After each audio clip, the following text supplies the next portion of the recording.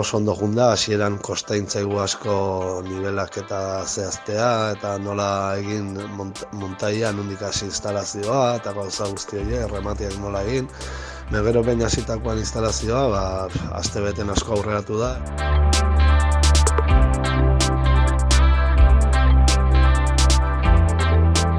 Ikasteak oso gusta dabiltza, ikuste dute bukaera iristen nahi dela eta itxura polita hartzen nahi dela eta lanian dabiltza eta bigarren mailakoekin bakarrik gabiltza.